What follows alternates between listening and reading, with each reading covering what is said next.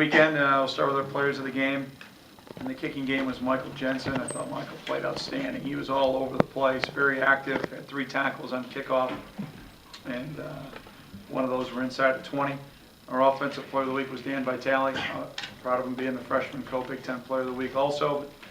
Very productive, also making an impact in the kicking game. Defensively, Ibrahim Campbell had an outstanding football game. Great response game by him after a tough one in Ann Arbor. Big playmaker on offense was Trevor Simeon. Did a terrific job stepping up.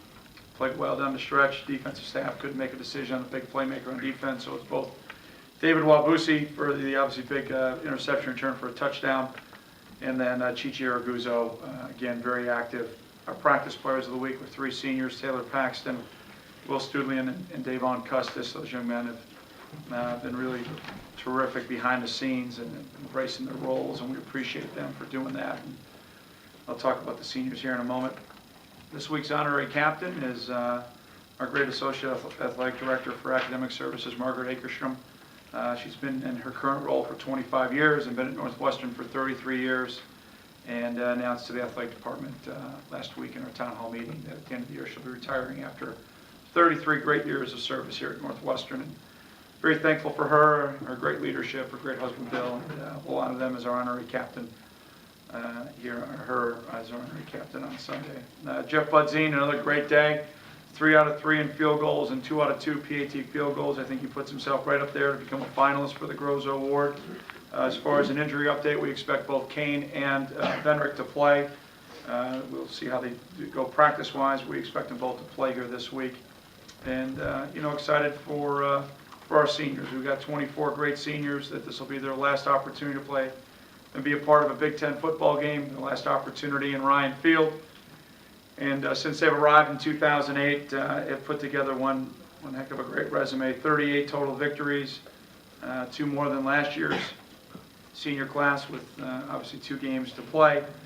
So for the 5th-year seniors, they've had 20 Big Ten wins, including victories over all but 2 teams, and had 5 wins over nationally ranked teams: Minnesota in 08, Iowa and Wisconsin in 09, and then Iowa in 10 and Nebraska last year. So they've obviously had a stellar career, and big challenge for us this weekend.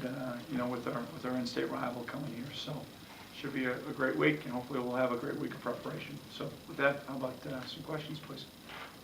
And if you'd like to ask a question, please get the attention of Betsy to your right or Dan to your left with the wireless mic.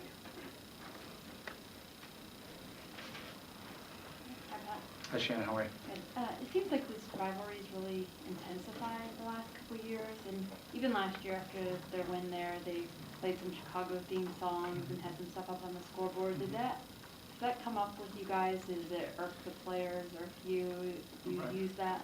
Yeah, I wasn't aware of that on the field. I was made aware of that after the game, and the way people get excited about the victories are up to them. I know how we handle it, but I think this is a rivalry based on respect. Both schools have a ton of respect for each other.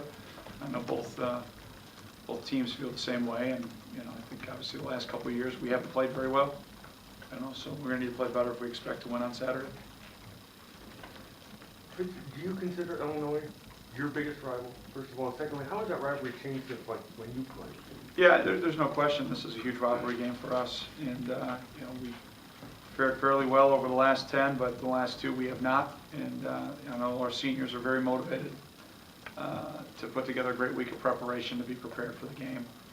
I think the rivalry, when you go back to even when I played, we weren't very good, and you could throw the records out. I thought we played very hard in this game. I thought we gave ourselves a chance to win. I think, if I'm not mistaken, over my 4 years we split 2-2. The first 2 years we didn't win. I think my last 2 years we did. So again, I think it's a rivalry built on respect. 2 teams that I think really try to play the game the right way. And, it should be a fun game.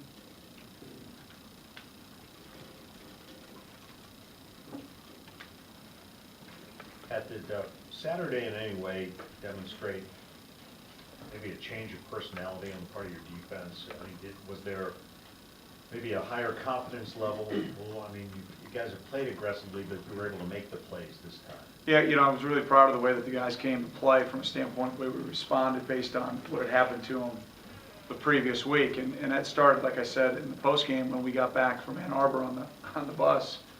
There was no question that we prepared properly for last week. Now, as I watched the tape, and I talked to you on Sunday, I didn't think we played very well. I thought we played well enough to win, and there are a lot of areas that we need to improve. Third down on both sides of the ball, especially on offense, we weren't very good. I thought that our defense still did play very physical. We created 4 turnovers that were critically important, 2 goal line stands that were critically important in us being successful, but we can still be better on third down. And we have to fit better. There were some runs that we allowed that we didn't fit very well, but I thought the guys played with really solid effort on defense. But we've got to play a lot better in all 3 phases. Just back to the rivalry. Did you talk to the guys this week? Obviously, Illinois is struggling quite a bit this year, but a win against you guys really would make their season. So what do you warn against letdowns, et cetera, or does nothing need to be said, though? Yeah, Megan, I think our focus is always on us. We go about that from training camp all the way through, 2 games from now. I mean, it'll be on us and what we do and how we prepare. And, we cannot control what happens outside of our program. All we can control is what we do. It starts with our attitude and the way we approach getting prepared with our film study, the way we prepare, obviously with the distraction of Thanksgiving this weekend, or this week I should say, which is a great holiday and things of that nature for everyone here in America. But at the same time, we've got business to attend to this week, and we've got business to attend to on Saturday. And so hopefully we'll put together our best week and be prepared come Saturday at 11. What do you make of Illinois' struggles this year? Well, I don't know a whole lot about their struggles. I just know what I see on tape, and I see a very talented football team. Graham Posick's a young man that we recruited up front. He's been a phenomenal player for them for a number of years. I'm really impressed with Hugh Thornton, the senior offensive tackle. He's very athletic, very physical. There was a play on Saturday that I think it was a screen play, and he's running downfield. There might have been a scramble by Nathan. I don't remember which one, but incredibly athletic. Both those guys are going to get an opportunity to play on Sunday. Nathan's been a young man that's been, I think, outstanding in this league for a number of years. They're using both Young and Ferguson, and then the young running back, 22. Langford and the Lions have been guys that have made big plays for them. They're using Miles in a number of different ways. A young man from here in our backyard from Prospect, and then Spencer Harris has got quite a few catches. They used Davis early. I think he got a little bell rung on Saturday on a kickoff return. And then defensively, Buchanan's going to play in the NFL. Spence is going to play in the NFL. Foster's got NFL talent. I've been really impressed with Kennard and Staples. I mean, that's a very talented front. Jonathan Brown is a young man that's very talented. He didn't play a week ago, but very talented football player. And, then the 2 freshmen have stepped up, played well. Williams is a very talented Sam linebacker. They call him the star, but he's played more of a 4-2-5. And he's a very talented player. And then their back end, Terry Hawthorne's an NFL player. I've always been impressed by Supo. I mean, we watched him in Buchanan. I went and watched them practice basketball in high school. Those are 2 talented guys. Young is filled in for Hull, and then, Justin Greed's a very talented guy. So they've got a very talented football team. Kicker made a 50-plus yard field goal on Saturday. We're playing a very talented team, very talented team. Coach, how does this rivalry dynamics change from last year when you guys opened Big Ten play with them to now this year when you close Big Ten play with them? Well, I think both teams are very different than maybe we were when we played each other a year ago. But at the same time, you can throw the records out. You can kind of throw everything out when you get into a rivalry game. It's 60 minutes of playing against somebody that you got a ton of respect for. So it should be a heck of a football game. You obviously recruit, Illinois,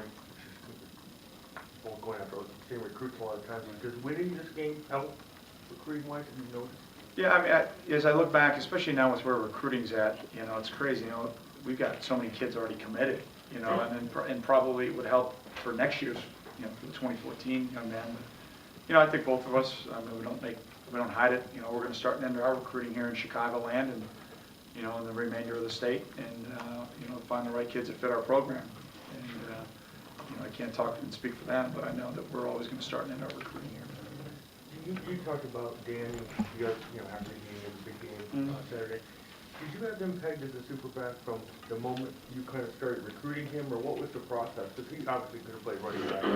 Yeah, he could have played linebacker too. I mean, we had him at camp, and we worked him out at a number of different positions. And Randy Bates really liked him, and Bob Hefner really liked him.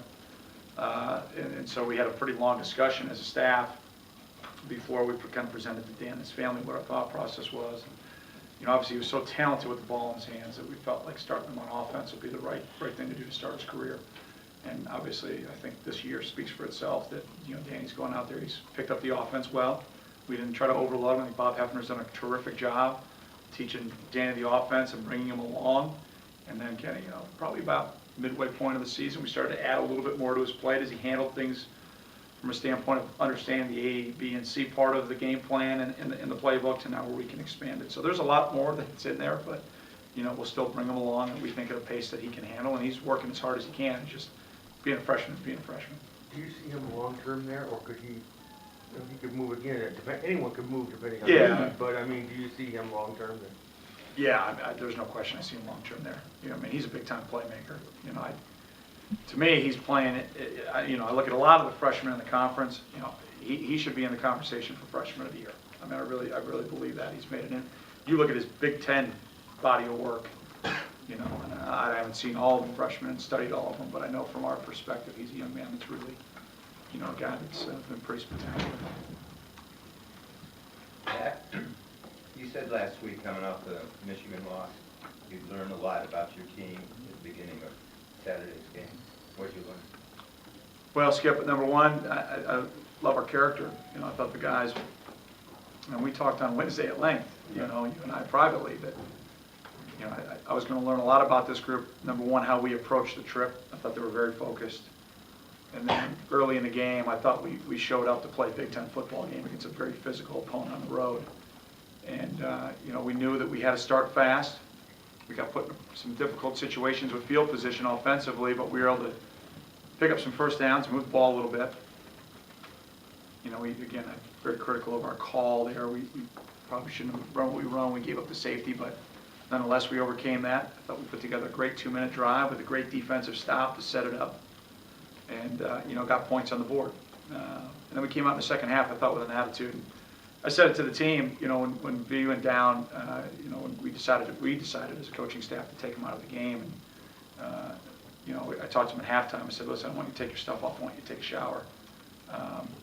And in the best interest of you, not only for this week, but also for the long term, we're going to shut you down for the game. And he wasn't very happy. But his response in the second half was unbelievable. And he was ridiculous. I had to push him back on the sideline. We gave him our 12th man award for his juice and passion on the sideline on Saturday. And I'd much rather see him scoring touchdowns, don't get me wrong, but the way he responded I thought was pretty spectacular. So I asked him this morning, I said, I'm going to get asked if you're going to play. And he's like, absolutely. So, Vince, I know you weren't that crazy about the team playing after Thanksgiving. One that was first proposed that the Big Ten go a little over the Thanksgiving holiday, which it used to not do. How do you feel about it now? And will you be doing anything special with the team on Thanksgiving Day?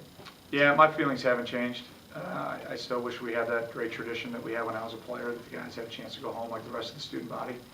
But, the leadership has made a decision that we're going to not only play this week, but we're going to play championship game. And so I look forward to hopefully getting in that championship game. That would be a good deal. But, yeah, I'd like the NCAA maybe to look at it where we could set our schedules however we want. And we could build it in where everybody in the conference had a bye week this week, and the two teams that were going to play for championship had 2 weeks to prepare. I think that would be great. But nonetheless, it is what it is, and our guys will be excited. Well, most of our, if not all of our guys, I think 2 or 3 still have to finalize some plans, but with how many guys we have from Chicagoland, most of the guys either have their family coming in for the game, and then they're going to have a little family get-together. A bunch of families are getting together on Thursday, or they're going to go with a lot of their teammates. And then we have a couple guys going home on Thursday night with some of the coaches. So no one will be in the dorms for Thursday, but we'll have practice on Thursday morning like we always do, go through our Thursday routine, and then we'll have a sack lunch. Our guys that are within a 3-hour radius can go home, and then the rest of the guys will be here and around the greater Evanston and Chicagoland area. No turkey visiting practice? No, we'll save it for afterwards. No, we'll save it for dinner. So, no turkey for brunch. No, don't want to do that. That would just kill a great turkey dinner, having it for lunch. I don't know, maybe we'll have like White Castles or something like that. Totally different. I don't know. We'll do something fun. You talked about the status of Venrick and Kane for Saturday's game. What about Nick? He's not on the depth chart. Do you expect him to play against Illinois, or do you think or at this point that he won't? Yeah, I'd say right now the answer would be no. I don't expect him to play, but we'll see how the week progresses. close. He's real close. So we'll see.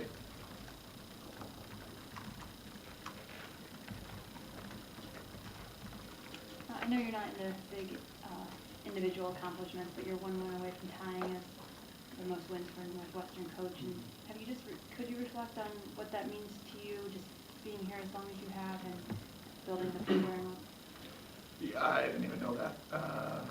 It would be neat to get a win this week for our seniors. I mean, that's my focus right now, you know, and they've had a wonderful career, a great run over the last 4 and 5 years for these 24 guys. That's my sole focus right now. But, you know, we're proud of what we're building, and, you know, our goals are clearly stated, and, you know, this is a big game for our program. So hopefully we'll find a way to prepare properly and find a way to play our best game of the year, because we have not put together 3 quarters yet, or 4 quarters of 3-phase football, let alone 3 quarters. So. Coach, finishing off the season at home, can you just talk a little bit about the support you've had from the crowd at home games, particularly with the students this season? Yeah, our students have been awesome. I mean, I'll go back to when we got prepared, you know, for the opening month, when we had a number of games at home, most that we've ever had in a row. And to see the way our students came out and supported us was just absolutely terrific, and we're very thankful for that. And, you know, it's, I think, very fitting here on Thanksgiving week. You know, we're thankful for a lot of things. We're thankful, obviously, for the great blessings that we have. In my opinion, to coach the best and brightest young men in college football. Very thankful for our staff and their wives and their families, and very thankful for our support of our administration and from all of our fans, not just our students. And it's been a fun journey, and we got one more step in that journey, and, you know, looking forward to it here this Saturday. Coach, I know that you are selling the combination of academics and athletics here, and to see what's going on in the football landscape right now, Notre Dame, high graduation rate, #1 in the nation. You've got Stanford pulling off a great upset on Saturday. Vanderbilt's doing very well. You guys are doing really well. That tells kids that, you know, hey, you can get an education and play football at the highest level too. Yeah, you know, as I look at kind of where college football has gone maybe over the last decade, there's no question there's a trend with, I think, the internet and with the opportunity for more information for kids and families. That if they really do the research right, they'll figure out the right fit. I think what's going on is the old, you know, the traditional powers, and that's the only schools that are going to win. With the spreading out of the scholarships, they're kind of moving parts of leagues and things of that nature now. You've got a lot of parity in college football, and anybody can win on any given Saturday. And, you know, last Saturday's no better indication. And again, I'm not a believer that the model's broken. I know we're changing it to a different model for whatever reasons that we're changing it, but, you know, college football is pretty strong right now. I mean, the entertainment value, I think, is incredibly high.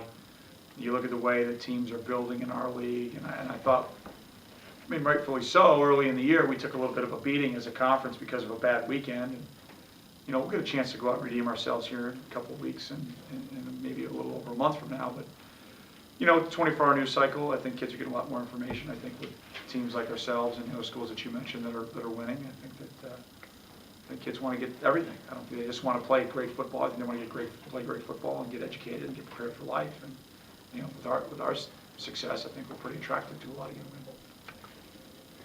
Now, will you talk to your team about bowl ramifications this week?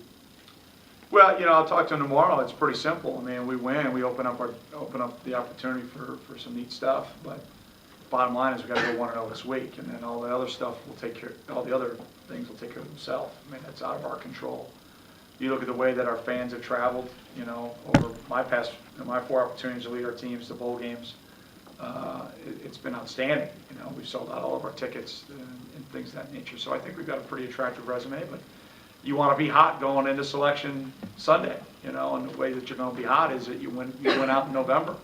And you know, obviously we ended up a place short in Ann Arbor. We won a great game last week, and this is a huge opportunity for us this Saturday. Not only obviously to defeat our rival in Illinois, but also then to, you know, finish the season on a very strong note and I think add to our resume. So, yeah, we're going to have some fun with it. It sure beats the alternative. You know, we're going to enjoy it and be thankful for our seniors to put us in this position.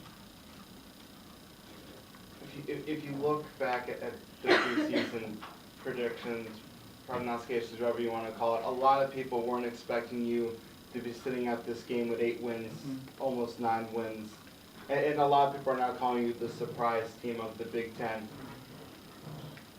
how surprised are you that your team is sitting here at this point? And, yeah, I guess that's Yeah, well, yeah. about it. Well, you know, that's why I don't ride the roller coaster of predictions and all that stuff, and we focus internally, but, you know, I'm disappointed that we're not sitting here ready to play for a championship, even this win to get to a championship. I'm disappointed in that.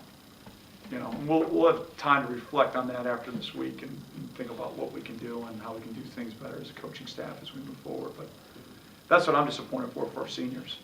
But I'm very thankful for what they've done and how they've responded. We've had 3 very difficult games that we've ended up on the short end, and I think the character and the leadership from our seniors has been unbelievable. And I don't know, I haven't studied it. Maybe you guys can, and maybe it's a neat study for you, but I don't know if anybody else in the country has responded the way that we have.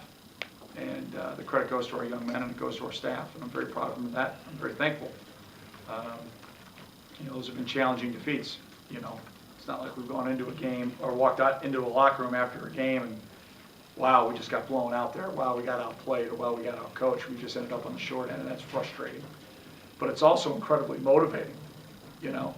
And as I look back at the last 2 games that we've played against Illinois, we have not played very well. And that's incredibly motivating to everybody in our football program, and we're going to need to have our best week of preparation.